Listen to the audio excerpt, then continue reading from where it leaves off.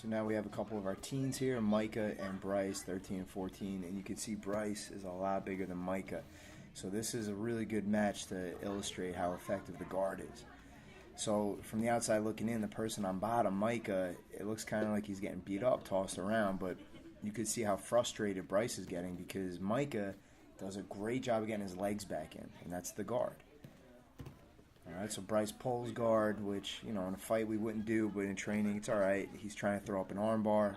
Micah's pretty hip to it, so he's keeping his arm bent. He's putting pressure down with his body. He's doing a great job. Bryce is trying to tie him back up, looking to go into closed guard where he's going to have more control, but Micah's hip to it, so you can see he steps his foot over the top of Bryce's leg. Now he's in half guard. So now Bryce has, 50% of the control that he had when he had both legs wrapped around his hips. He's doing a good job.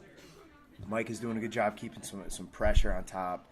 So now you can see that the size difference gets nullified once you get to a top position. He's doing a good job picking his foot on Bryce's hip so he could slide his leg through, but Bryce has a half guard locked up. He's staying calm, which is the right thing to do, and he recovers his guard.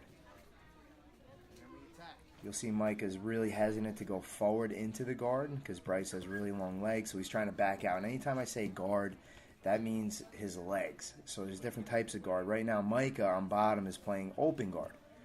All right, that means his feet are not crossed. They're not wrapped fully around Bryce's hips.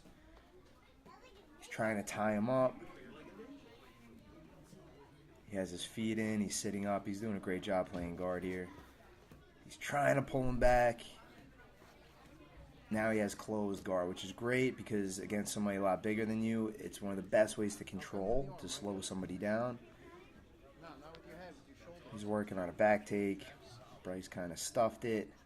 Now Bryce is giving some pressure.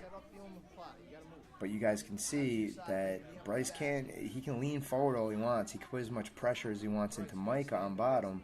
But as long as Micah has control of his hips like that, wrapping his legs around his body, there's really not too much Bryce can do. So the first thing that you want to do when you're on top, when you're in the guard, is pass. He's got to get around the legs. He can't submit from inside the guard. He can't put really uncomfortable pressure from inside the guard. And you can see how easy it is for Micah on bottom to off-balance him, to move him around a little bit. I think Micah might be fading a little bit, but he's doing a good job holding on. Bryce is doing the right thing, standing up to break the guard, using his height advantage, but it looks like he's going to run out of time. Time, guys. We're out of time.